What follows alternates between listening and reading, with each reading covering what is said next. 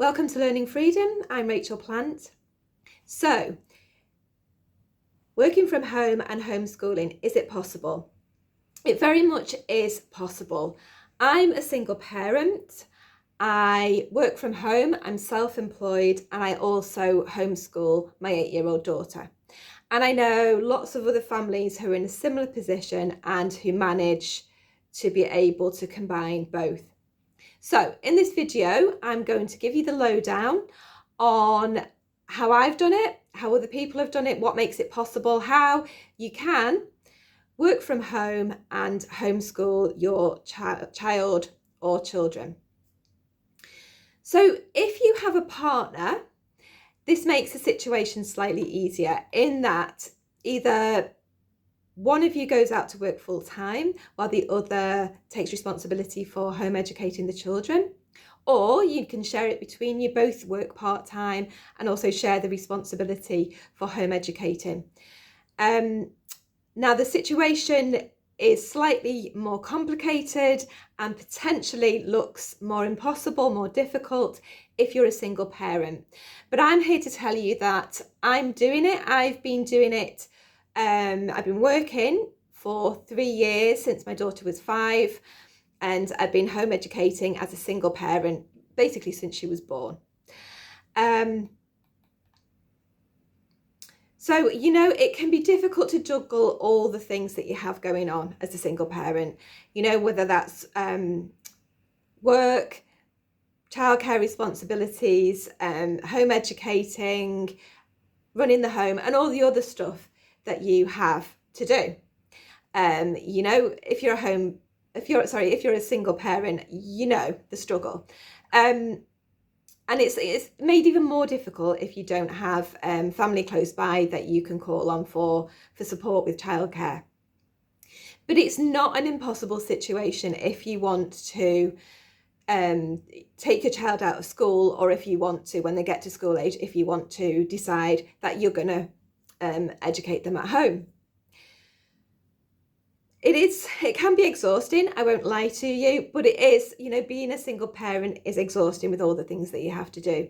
And the beauty of homeschooling and working from home from me is that you don't have the pressure of having to get to places. You don't have tight schedules, you don't have to do school drop off, you don't have to get to work at a certain time. There is a certain amount of flexibility that you can build, and manage your own needs around. If you're better in the mornings, you can get up really early and you can get your work done, or, there are ways of making your day work for you much better if you don't have that kind of a rigid timetable and schedule. And that makes it more manageable and more doable. And the bottom line for me is that even though it can be difficult to juggle all that I have to do, my child's having the freedom to learn in the way that she wants, to follow her interests, to learn about who she is and what makes her tick and what has meaning for her and what she stands for in this world, far outweighs any of the difficulties and so this is something that I'm prepared to do, and I get a lot of joy from knowing that she has the freedom to do that. And that absolutely is the bottom line for me. I can't imagine doing it any other way, and I make it work for us. So I work as a virtual assistant, and that means that I complete admin work. I give admin support to businesses online. It's all remote, it's all virtual. So I work for an American company, and I've never spoken to them, I've never met them. All of our correspondence happens through email, but it happens in a really efficient way. I get the instructions from them on what I need to do the day before. I have a deadline that day that I know that I need to work around, and so I can plan my day. The deadline is always the same. I'm not saying that all virtual work is like this, but this is how it works for me. And it works really well. So I either get up, so I do about 2 to 3 hours work a day, and I either get up early in the morning, maybe 6 o'clock, sometimes 5 o'clock. But I do like the mornings, and I am most productive in the mornings. My daughter sleeps until about 9. So I have 2 or 3 productive hours there where I can get what I need to get done. Otherwise, if we have got an early start in the morning and I can't get it all done in the morning, I will work in the evening, and I'll do a couple of hours then when she is having some downtime and some screen time, and I get time to be able to do it then. So that's the way I work it at the moment. She also goes to forest school 1 day a week. It's an Ofsted registered forest school, and she's there from around 9 till 3, and that gives me extra time to be able to get my work done and to have a bit of breathing space for myself. Previously, she went to a childminder who also home educates her own children. And at one point she was going there for 3 days a week. When she left, she was just going there for 1 day a week. So, it is possible to have, quite big chunks of time during your week that you're able to get to have childcare and to be able to work in whatever way that you need to, depending on what it is that you're doing. If you're a single parent and you're in receipt of universal credit or working tax credits, you are entitled to have a large percentage of your childcare costs reimbursed to you if the childcare is with an Ofsted registered provider. For universal credit, that's 85% of your childcare costs, and for working tax credit, it is 70%. So that makes a huge difference in the affordability and making it worthwhile working. So the childcare does need to be with an Ofsted registered provider, but it doesn't need to happen during school hours. So as home educators, we're not replicating school at home, and learning is happening all of the time, not sort of between the hours of 9 till 3. Even if you are doing structured work, it doesn't need to happen between those hours. It could happen in the evenings, it could happen at the weekends, it could happen when you first get up. There isn't those restrictions on time. And if you choose to unschool, if you follow an unschooling approach, then your child is just learning all of the time. You don't have a structured learning way of learning for your child. It is just learning through being in the world. And so obviously that is happening all the time. And so the childcare can reflect that. You can work when you need to, and you can do the education and the learning and the going and doing activities when it suits you. So yeah, my daughter's you can fit it around what suits you. And my daughter is, as I said, her natural rhythm is to go to bed later in the evening and to get up around 9 a.m. So she's not great in the mornings. It's it's a struggle to engage her in the mornings. So I wouldn't necessarily be doing anything structured with her in the morning. She comes alive more in the evenings, and she often has really great ideas about creating stories or experiments that she wants to do or things that she wants to make. That's when her creativity really gets going in the evenings. And so we will often do things that enhance her learning, or following her lead really. So yeah. So although the childcare doesn't have to be with a registered Ofsted provider, it doesn't need to happen within school hours. This is what I'm trying to get across. It can, very much suit you and your children and how that works for you. And if you are claiming your childcare costs back from universal credit or working tax credits, you're not required to document the when the childcare happened, you know, the hours or the times that it happened, you're just required to submit the amount of childcare that was paid, and that will be reimbursed up to, I think it's around, but don't quote me on this, it's around £600 per month per child. So if you are thinking about finding some childcare for your child, there are a few different options. So as I've already mentioned, there are childminders. Often childminders, during the day, it's younger children that they look after, but there are options before and after school so that your child could be with children of their own age, if that's your preference. But also in many areas there are home educators who are childminders as well, and so they're happy to look after your children alongside their own. And that can be a really, really good solution, because your child is engaging with other children. They have, you know, they're making friends, and they also, you know, they're being stimulated by the activities that the childminder is providing for them. Although, of course, a childminder isn't legally allowed to teach your child, but, you know, within the childcare setting, they will be providing activities that will be educational and stimulating. So another option is forest school. As I said, my daughter currently goes to a forest school, and many areas are now that you know, there are forest schools that are providing full home ed sessions, sort of 9 till 3, maybe 1 day a week or 2 days a week, and you know, that's very much an option if they are Ofsted registered.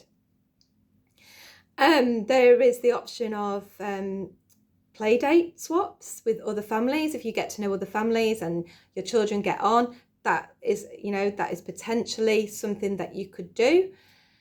And it might even be, if you've got more than one child, it might even be worth considering hiring an Ofsted registered nanny, because that can work out cheaper than, you know, employing a childminder or forest school, you know, because, you know, you're paying for all of your children. So yeah, it can work out as a cheaper option.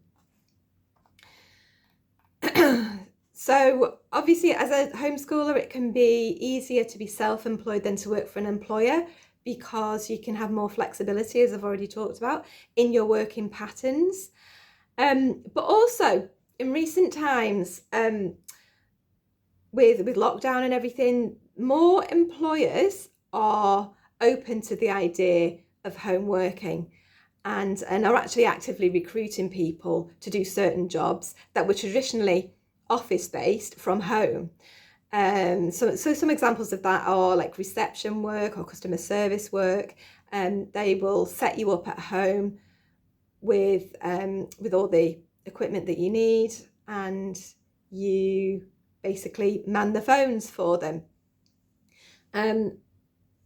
So lots of sort of office type jobs. You may be able to find a job where they will allow you to work from home, and though there may be, you know, sort of set times to work, there is obviously there is more flexibility with it, because you're not having to get somewhere for a certain time. So what kind of jobs can you do working from home? So some ideas that I've already mentioned are working as a virtual assistant, like I do. So that is doing admin for a company, but doing it online. So you're working remotely, you're not going into an office, you are whatever type of admin it might be. So it might be data entry or diary management or copy typing, or, you know, any of those kind of skills that you might have might be required.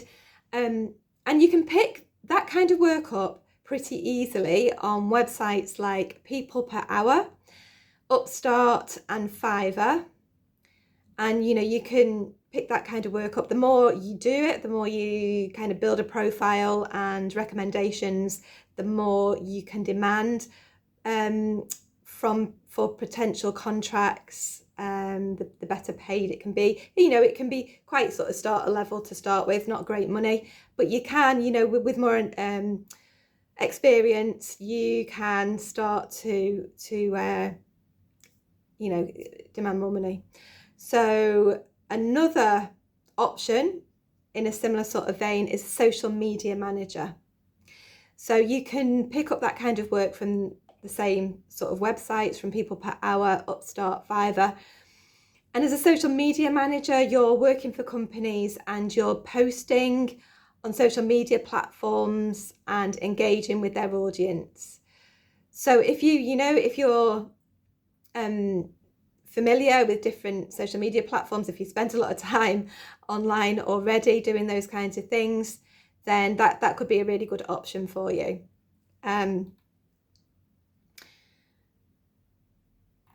So yeah, as I've already mentioned, an online receptionist or customer service representative, those are potential options, and lots of companies are now looking for people to do that kind of work from home.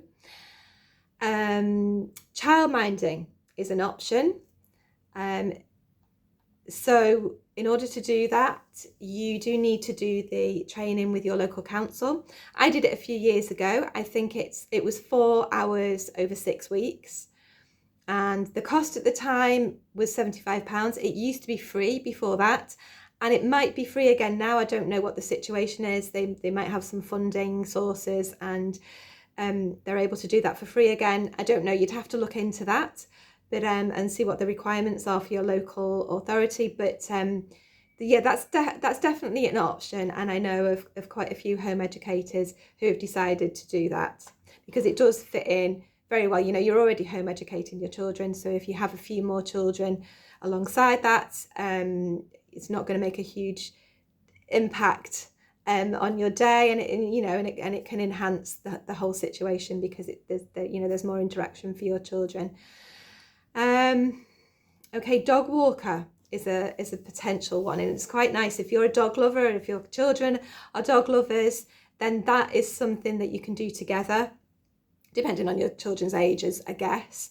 But you can advertise in your local area. You would need insurance for that, and you would need to look into exactly what you would need to do to set yourself up. But I think it's fairly straightforward to be able to set yourself up doing that, and there is a lot of demand for dog walkers from people that are working during the day.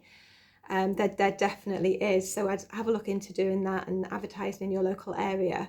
And another option could be pet sitting. Pet sitting in other people's houses. That can be a paid job, and it could be an option for you to travel around with your children. That's something me and my daughter have done quite a lot over the last couple of years, and we've had some lovely house and pet sitting experiences in lovely houses in lovely parts of the country, and looking after animals, because my daughter is a real animal lover, and dogs in particular. So yeah, that's an option. Or you could have them in your own house. You could offer a boarding service where the pets come to you, cats and dogs, as well as smaller animals, rabbits, guinea pigs, hamsters. So that could also be an option, and there is a definite demand for that as well. Another one is, if you've got a spare room, is acting as a host for foreign students when they come over to local colleges. Often the colleges are looking for families for the international students to be able to board with. So yeah, you could contact your local college and ask about that and whether that's a possibility. Online coach or consultant. Now this is one that can be particularly lucrative. If you have a skill that people need or people want to pay for, then you can set up a business as a coach or a consultant in that particular area. And there are lots of training courses out there that show you exactly how to do it, with all the aspects of marketing that you need, how to attract those clients, and what you need to do. You don't necessarily need to have a qualification. It can help, but it's by no means necessary. And I know quite a few home educators who are now working part-time, but they've actually built 6-figure businesses doing coaching or consulting. It is really something, if you get your head into it and you know what you're doing and you speak to the right people, this can really be something that can open up for you. Tutoring is another option. If you're a teacher, then definitely there is a demand for tutors out there. So particularly maths and English and languages, they are always in demand. Parents looking for help for their children with maths and English, but also music, guitar, piano, tuition. And it is possible to do that online, especially with lockdown. I know music teachers that did start to do that online rather than having to go to other people's homes. But there is always the option of having students come to your home, whether that's maths and English or whether that's music. It's an option to have them come to you. There is also the possibility of being a teacher of English as a foreign language, like a TEFL teacher. Especially if you have a degree or you have a teaching qualification, but you don't necessarily need those. There are lots of companies who do require that, but there are also companies who recruit teachers of English as a foreign language, and you don't need any qualifications in order to be able to do it. So if that's something that you're interested in, there's lots of information out there on the internet. And of course, if you have something that you make, if you're creative, you can make and sell your own products. You can set up your own shop online or put your stuff on Etsy. There are lots of ways that you can do that as well. So that is always an option. And you can be making your stuff alongside whatever your kids are doing. It's very compatible with home educating. I would add a note of caution because often when people are looking to work from home, they will be attracted to multi-level marketing schemes. And often when you ask online, like in Facebook groups and things and other online platforms, does anybody know any ways of working from home? You will be absolutely bombarded by messages from people who are promoting multi-level marketing schemes, and there are loads out there for beauty products, dieting products, health products. Some people do manage to make a living from it, but I would say that is the minority. The majority, including me, kind of give up after a short time because it's kind of deflating to try and sell to friends and family all the time, and it just doesn't work. And it didn't for me. Give it a try if it's something that appeals and you think you could make it work. But as I say, I would just give a note of caution on that one. So those are my ideas on how you can work from home and combine homeschooling. It is possible. I'm doing it. Lots of other home educators are doing it. So don't be put off. Don't let your beliefs around all of this put you off. It is possible if you want to do it. If you believe in it enough and you really want this for your child and for you, for your family, you can make it work.